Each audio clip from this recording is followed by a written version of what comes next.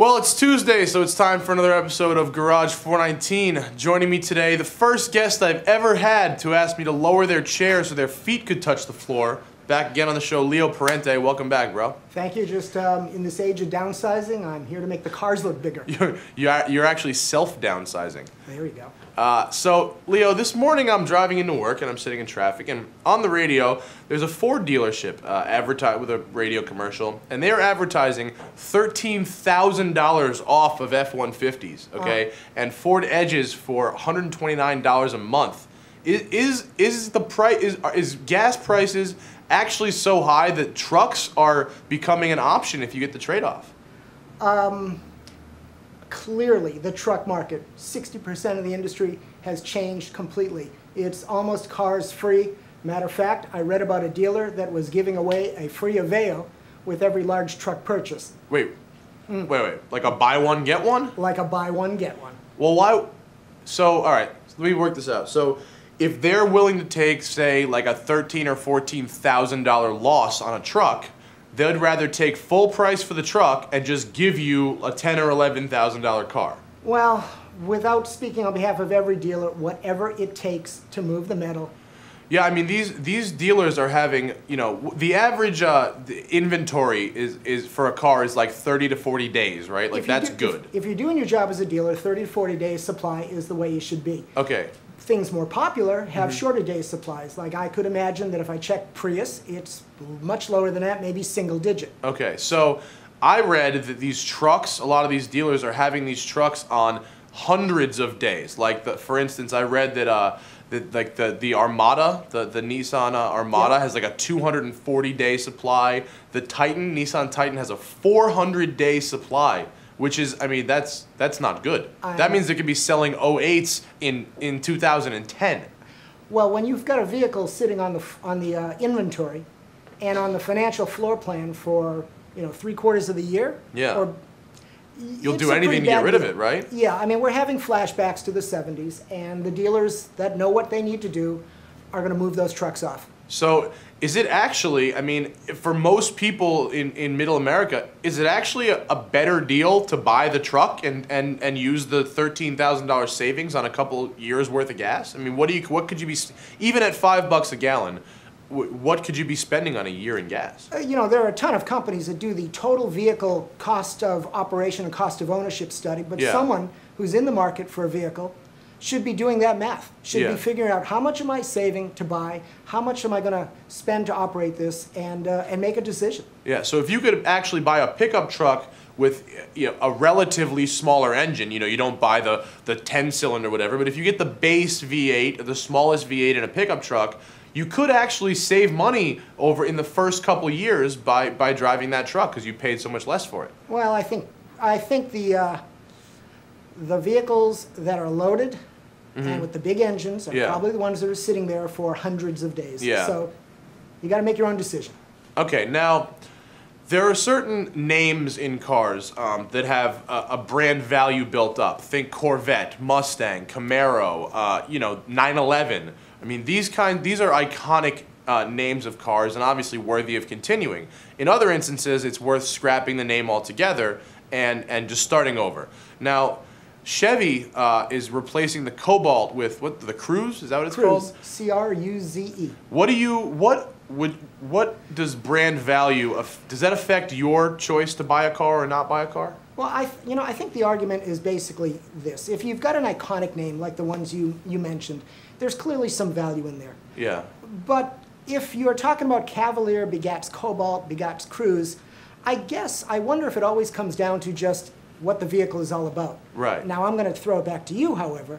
I have a feeling that you're not a big fan of Cobalt, so No, it's a piece of crap.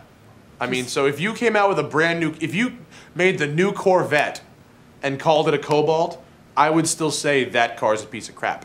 Brand value goes both ways for me. Okay. Like, if you have a good car or a bad car, that name will stick with it no matter what you do to the car.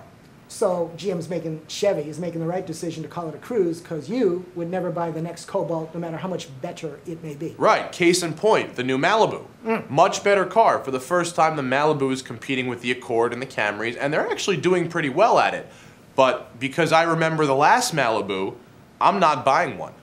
And so I guess name and brand equity is only good for old people because they remember what a Taurus used to be. Exactly. Okay. I mean, and the same thing goes for, you know, anything that has been around for long enough that only the people who remember the good old days of it are going to be buying it. A Taurus in 1985 or whenever the first Tauruses came out, that was an extremely innovative styling exercise. That was the most futuristic looking family sedan out there. Now it's just a rental car fleet car. You know what I mean? Well, they bored the car down. They called it a 500. They lost every buyer they ever had. Yeah. And now they're said, oops, sorry, and they're going back. Well, correctly, they're going back to Europe, so it'll all be good. All right. Now, we've got the official production photos and specs on the new Camaro. You know, as we were saying last time you were on the show, GM was trying to advertise it as not being a muscle car, okay? Meanwhile, you know, it does have muscle car type performance, and it does have 2 different V8 engines available depending on whether or not you want the automatic or the manual transmission. Or 23 miles per gallon, but that's another Well, story. 23 miles per gallon, they said 23 for the V8. It's not entirely accurate. It's true if you want the automatic V8 with cylinder cutoff. Correct. The manual does not have cylinder cutoff available, so I would say the manual is probably more like 20. Well, and more accurately, we don't know because I don't think they've told us yet. They haven't told anybody. The other thing we talked about last time was that I think if the American companies turn the V6 models into real sports cars with bigger brakes and better suspensions and things that are available on the 8-cylinder cars, that they would actually have something that could be sold instead of just a stripped-down version. Would you buy a 6-cylinder Camaro if it had the other good stuff on it? Well, let me answer that question this way. As you go through the specs they released, what became obvious to both of us is the SS with the V8 that included the Brembo brakes, the availability of 20-inch wheels, a lower tricked-out suspension, all of that good stuff you could not get with a V6. So if you like the styling of Camaro, if you like being cool in that car, but if you really wanted a driver, you can't get it with a V6. Right. So, how what about this? Okay, what? No, go ahead. Well, how about this? So they also announced that Z28 is dead because That's a problem. it's another V8.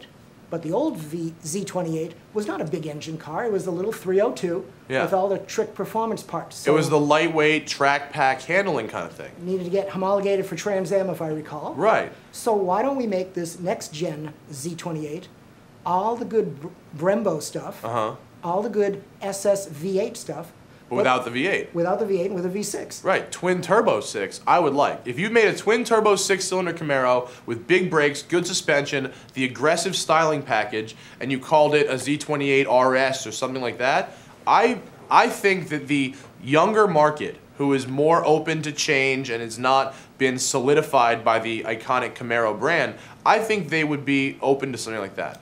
In fairness to GM, let's see what they do next. Yeah.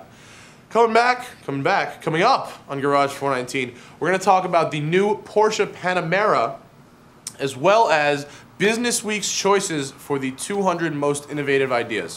We'll be back. I'm not buying it, Lloyd. You cannot not agree.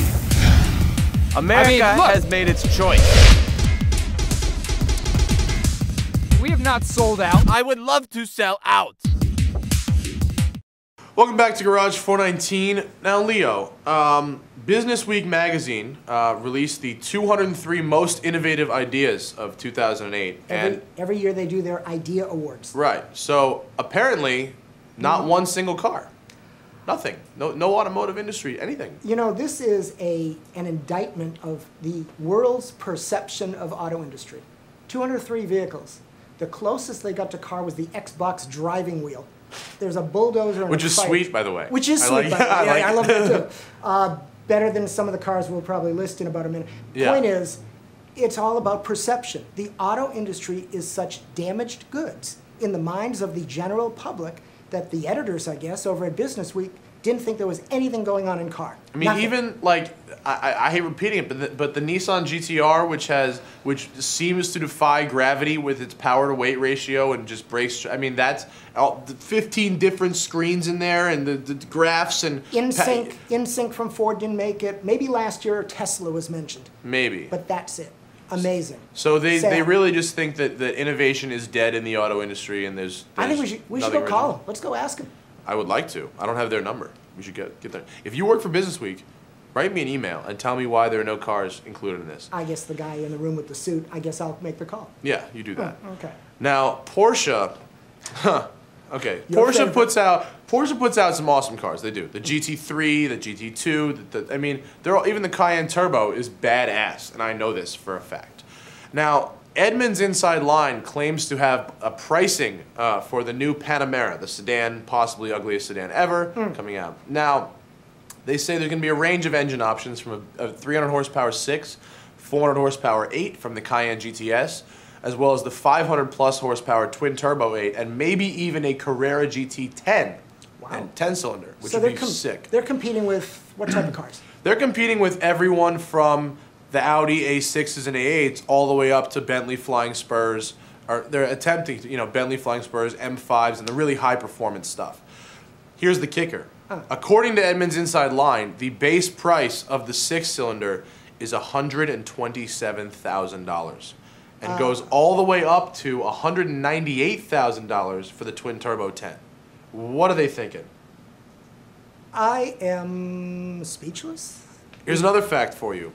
At $127,000, the Panamera would actually be, even adjusting for inflation, the most expensive normally aspirated 6-cylinder car ever built. Ever. Yeah, I was doing the mental math of how many Genesis Coupes or how many 4-door Malibus I could buy for that price. Several. Several, more than several. A 6-pack, probably. And I'm also kind of marveling at the $70,000 bridge or gap between the base vehicle and the full tilt. Well, my guess is you'd get a really nice suspension upgrade, you'd get great wheels, you'd probably get a sport interior or something like that. Can I get a Maserati Quattroporte body? You could also get an 05 Quattroporte for half the difference of the price there. But, I'm not stating this as fact. This is quoting someone else's release. But that, to me, seems ludicrously expensive for a 6-cylinder car. See, and my takeaway is I absolutely agree with you with the 6-cylinder thing. The performance has to matter, but as they keep pulling the camouflage off the car as they run it around the world, right, it's still ugly. It is still ugly. And you could get the Audi S8 with a 450 horsepower 10-cylinder in it is $25,000 less than that? That makes no sense at all. I mean, and it looks better. And it has all-wheel drive. I mean, if for 300 horsepower, you're going to get smoked by G35s off the line, and you've spent that much money? That's ridiculous. Well, here's the business boy in me. I mean, no one can question that Porsche has been making a ton of money recently. They're on the verge of buying Volkswagen. Of course. All good things, but they've been riding the SUV thing. They've been drifting away from their core sports car heritage. So you think they just need to work the profit margin into a new model? No, I think we're going to find out whether this is the real deal or it's panic in Stuttgart. Yeah, it could also be that the Edmunds Inside Line is wrong, which happens from time to time. No, you're kidding. Maybe. But the question of the day, here's my question of the day for you, the viewers. And think about it before you say it. I know the Panamera is ugly. I know this. How much would you pay for a Porsche Panamera? Would you pay 50 grand, 60, 70? Would you pay 90 grand? If you'd pay 90 grand for the 6-cylinder Panamera, you're $40,000 less than they want. Think about it and write us. Leave a comment, or you can, you can leave a comment. Don't email me. The last thing we're going to mention today, Leo, you're going to be at the 419 Invitational Charity Go-Kart race? Since you extended the invitation, of course. Of course is right. And I have to announce the first drivers chosen for this event. The first professional driver will be racing at the 419 Invitational is Bryce Miller, who last year was 3rd place in the Rolex Grand Am Points Series, driving the Farnbacher-Lowes Porsche. First fan, Nick Steinman, Greenwich, Connecticut, my hometown actually, he's from there, and wrote us in with an awesome little application. We've gotten so many applications for this, it's going to be crazy, and we got applications from all over the country. Keep writing us in, go to garage419.com, invitational tab up at the top, and fill out our application if you want to get in and race with the pros for charity at Grand Prix New York. Until next time, Leo, thanks for being on the show, man. Our pleasure. As always, my name is still Matt Farah, and I'm going to go get a Fresca. Peace.